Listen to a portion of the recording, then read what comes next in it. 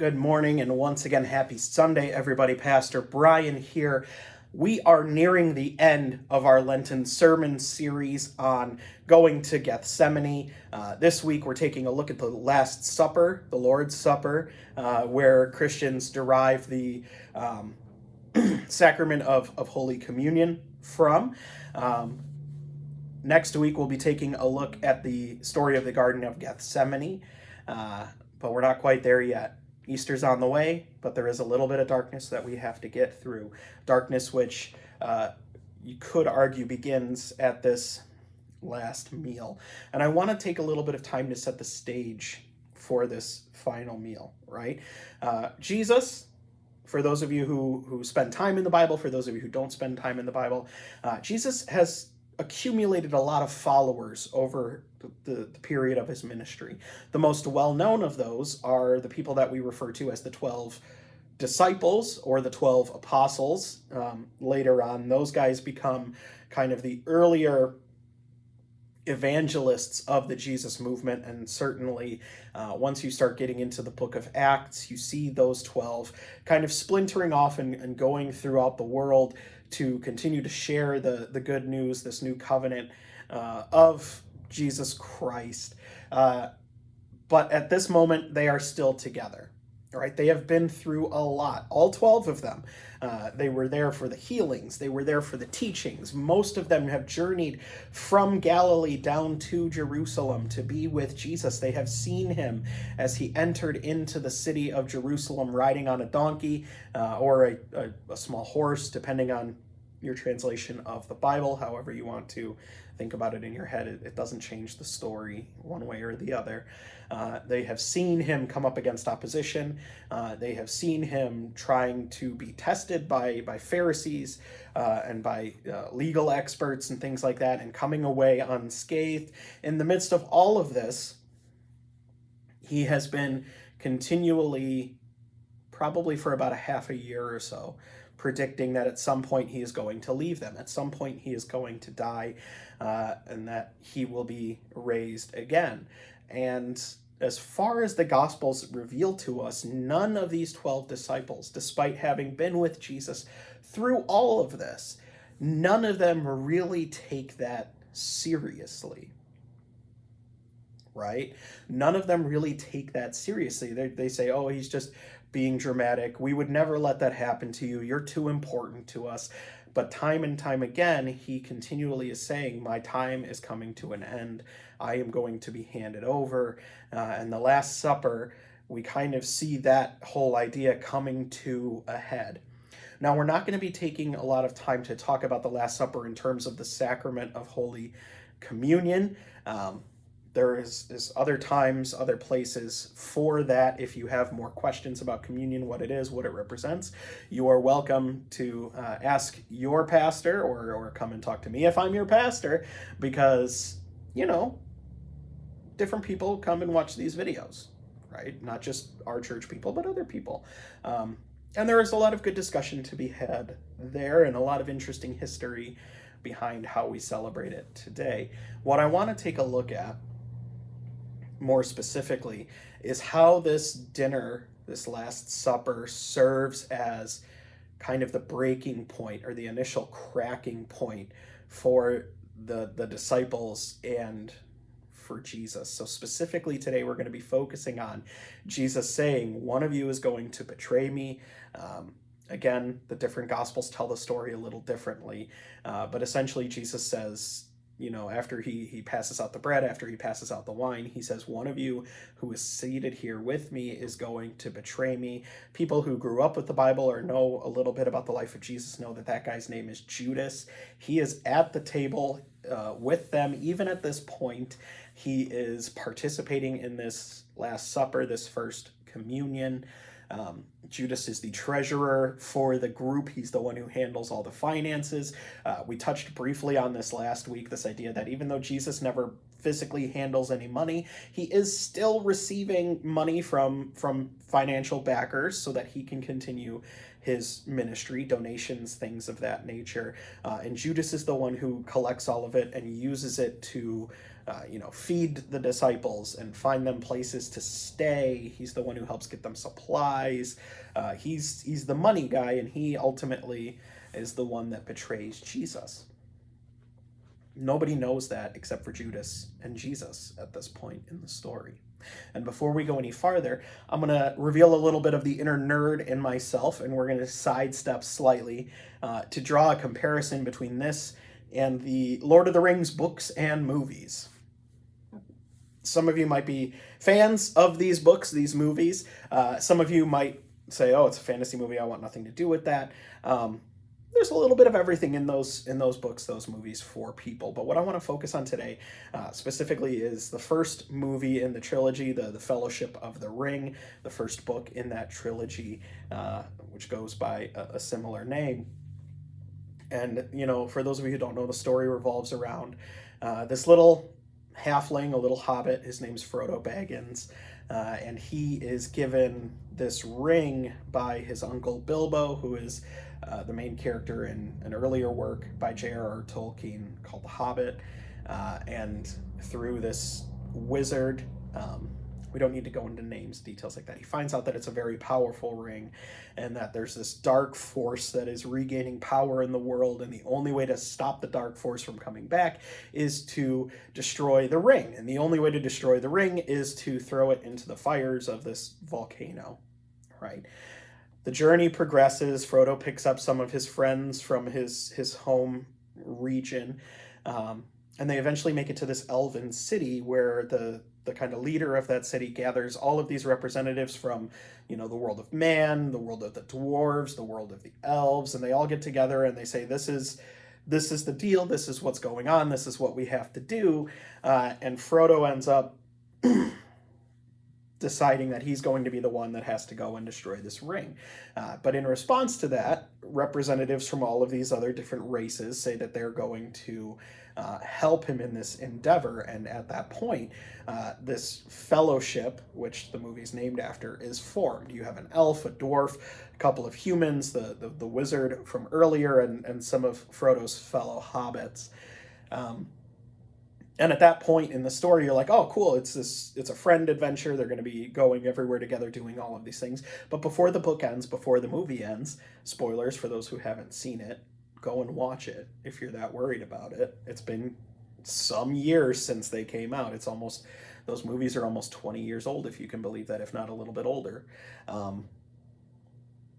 By the end of the first movie, by the end of the first book, the Fellowship is already splintered, cracked, broken. And so you have one group that's going off in one direction. You have another group going off in a different direction. Some of them have already died.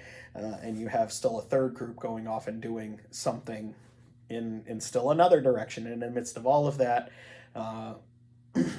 it's just chaos. The threat is still there. The threat is still present. The reason I bring that up is because that's kind of what you're seeing today. You're seeing this fellowship that Jesus has gathered together up in the Galilee region, and they said, this is our mission, this is what we're going to do, and he has been, letting them bear witness to what he does and what he believes and what he thinks about God, and he has been trying to kind of cautiously send them out into the world to, with their training wheels so that they can start getting a taste for what life might be like when he's not there, because in his mind, he knows that the road that he is on is going to end in his death. Even though they don't want to listen to it, even though they completely ignore it, he needs them to know that it's going to be okay after he dies. The Last Supper serves as kind of the beginning of the splintering of this group initially. Specifically when Jesus says, one of you is going to betray me. He doesn't name names in any of the Gospels. And some of them you get more of an illusion that that he kind of leans towards somebody. But even then, the disciples don't fully understand it, nor are they potentially the only people in the room at the time, right? We know about Jesus and the disciples at this dinner, but there are also people who are serving the meal. There are people who maybe have been following them this whole time.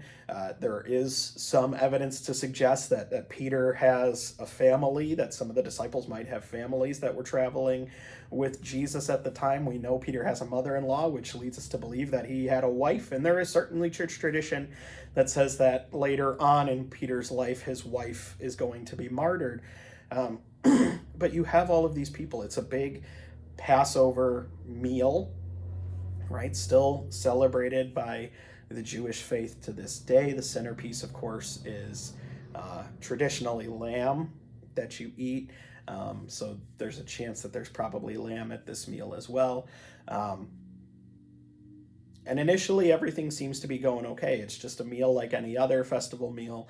They gather, they do all of the, ritual surrounding the meal. They're having discussion. I like in my head to think that just like any other holiday meal that you get together with friends and family, loved ones, you're having fun. Maybe you get into an occasional argument or two, but normally it kind of sorts itself out by the end.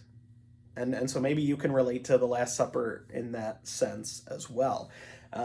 Though it might have been a while since you've had a big get together like that for family with the, pandemic and all of that. As soon as Jesus says one of you is going to betray me, the disciples start to look at one another.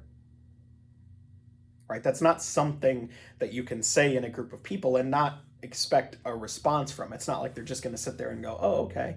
They're going to start wondering who it is. And they genuinely have no idea who it's going to be. And so there is a very high likelihood that each and every one of them is thinking to themselves, could it be me? Because they're far from the perfect followers. As we've already said, they don't take Jesus's warning about him, going to his death seriously. And they've made some flawed decisions along the way, right? Peter is continually very hard-headed. He's one of those shoot first, ask questions later kind of guys, and sometimes it works to his advantage. Sometimes it causes him to be scolded by Jesus. You've got Thomas, who throughout Christian history is labeled as the one who doubts, because he's kind of the pessimist of the group when they're initially saying we have to go to Jerusalem because I have to die. And I think this comes from the Gospel of John, if I'm remembering it correctly. Thomas effectively says, sure, let's all go. We'll all die with you, Jesus. Thomas later on is not necessarily portrayed in the best light, because after the resurrection, he does not believe that Jesus really is back until he sees it for himself, which I don't know if we can necessarily fault him for that. But we can talk about that at a later time. You've got James and John, right? The Sons of Thunder. It's an awesome nickname. Whose mom, of all people, comes to Jesus one day and says, hey, I have a request. Would you be willing to fulfill it? And Jesus says, well, I'll hear you out. And she says, and again, depending on the gospel, some say it's their mom, some say it's them directly. But they effectively say, when you come into your glory, when all of this is said and done, can we sit on your right and left sides? Can we be your second and third in command? The people that you depend on the most. And, Jesus doesn't really take kindly to them asking that question. All of these disciples have done things where they know full well they've fallen short. And so when Jesus says, one of you is going to betray me, they all start worrying. They all start arguing, as you heard in the passage for today. In fact, they get into a couple of arguments that night, which, again, those of you who've been to family gatherings, it happens, right? I like to think of Jesus and his followers as not just this new movement, but as a family, because they've been through so much with one another. But they say, they begin to argue among themselves about which one of them it could possibly be who would do this, knowing full well, in the midst of all of this, that the one who has already done it is in the room. The person who's already agreed to hand Jesus over is in the room, and he is joining into this argument with them. And no matter how well-natured an argument can be, right? Sometimes you get into arguments because you're genuinely upset with somebody. Sometimes you get into arguments because you're having a discussion and it gets a little heated, it gets out of control.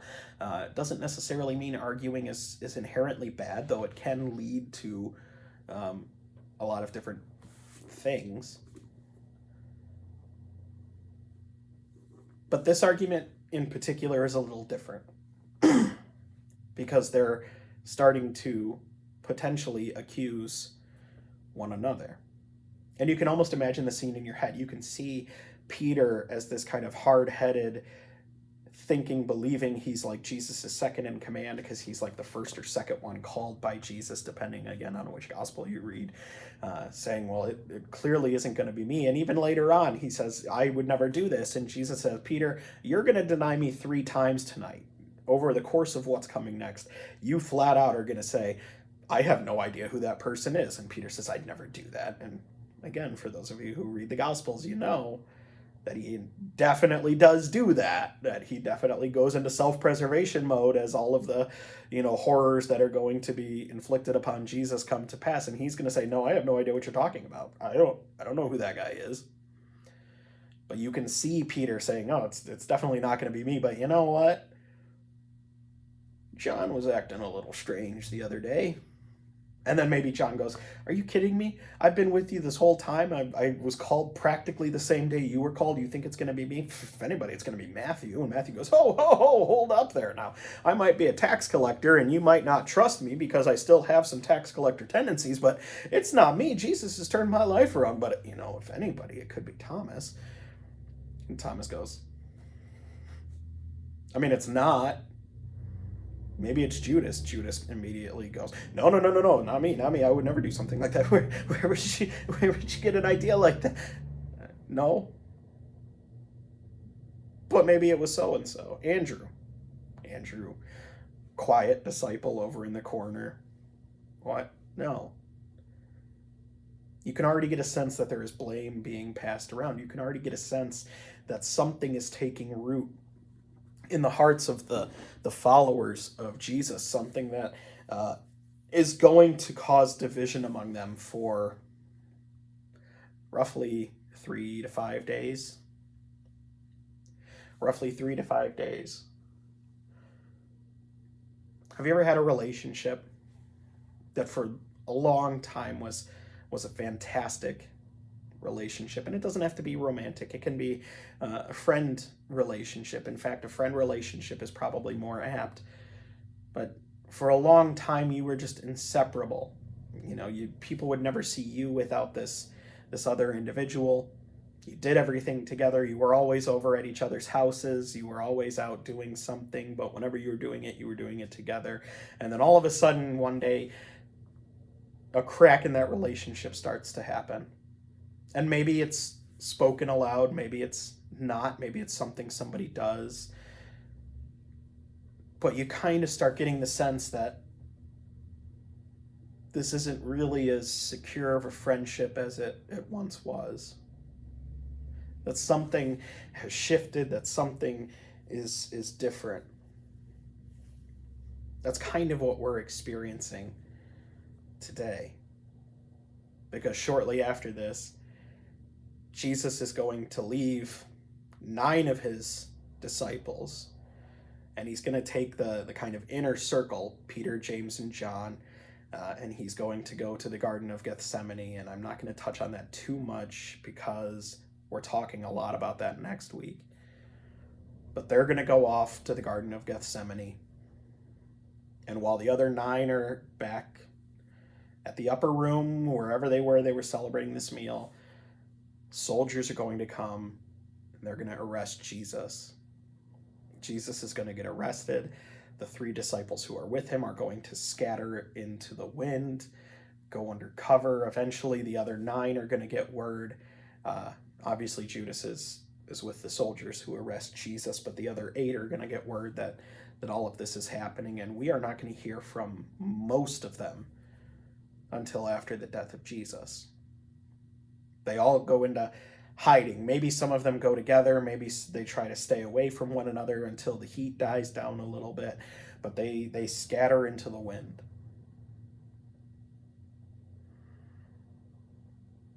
It's interesting how one little argument can lead to splintering in a relationship.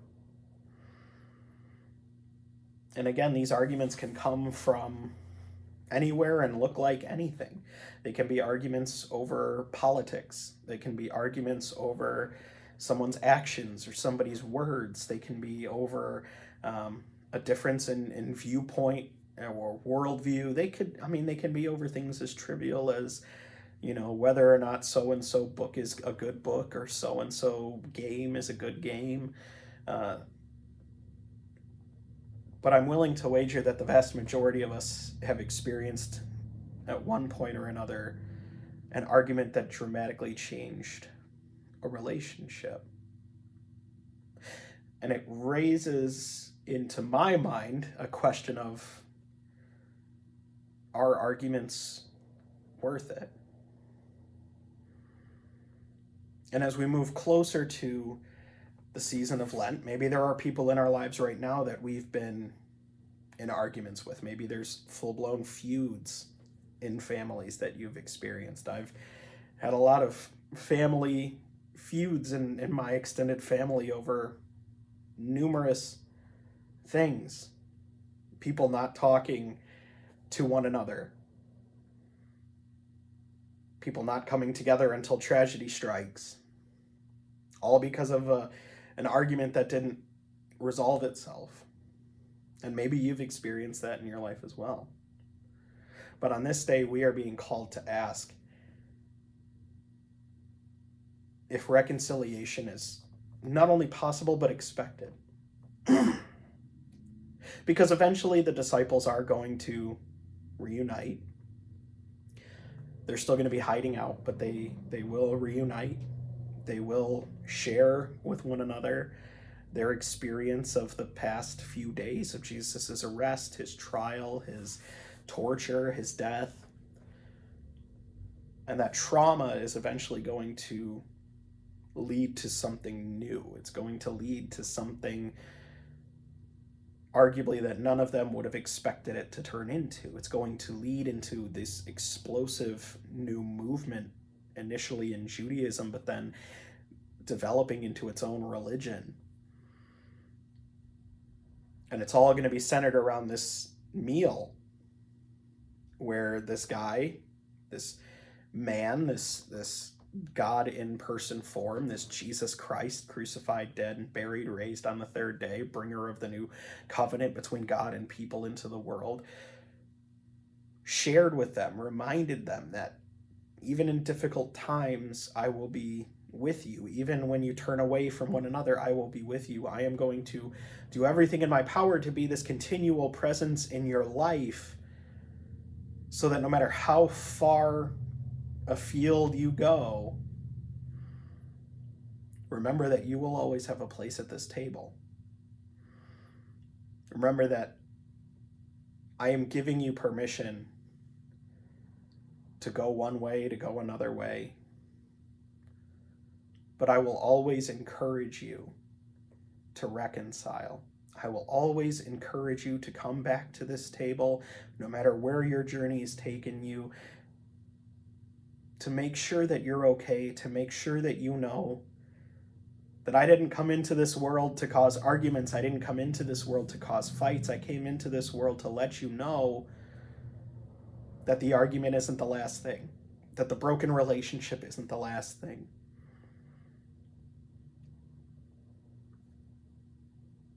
I came into this world to tell you that through me all things are possible, and that if a relationship can be mended, it will be mended. I came into this world to let you know that it's okay. That relationships take time, and sometimes they splinter, sometimes they sever completely. But it's okay. Do what you can to fix it. If it's something that you feel you need it, that needs to be fixed. But ultimately, what I bring to you on this day, Jesus says, is a new covenant, a new promise that the bad times are not the last times, that the petty fights, that the full-blown arguments that we get into are not the last things, that you are able to move past it, to move beyond it, to use it to make yourself stronger, to help bring you and your relationship with this other person or these other people into something new, something more meaningful, something stronger. And that's exactly what we're going to be seeing as we move closer to Easter. Because from these splinters, from this seed of division, distrust, something new is on the horizon. And that something new can be attained by each and every one of us if we're willing to open ourselves up and allow it to take root. Let us pray. Lord, we acknowledge that we live in divisive times, that there are a whole host of things that seek to divide us from one another, whether it is our political leanings, whether it is our feelings on the pandemic and how it affects our lives, whether it's a whole host of other things, disagreements between family members, disagreements between friends. There is a lot of brokenness in the world, and as we see today, even in the closest group of friends that you had, there is imperfection. There is brokenness close to you. Yet we remember on this day that the brokenness is not the last word. That from this brokenness, something new will arise, something strong will arise. And that gives us hope for the relationships that we experience in our own lives, because we know that if we allow you to guide us through the power of your Spirit, something new can come into existence. And so we ask for that guidance on this day,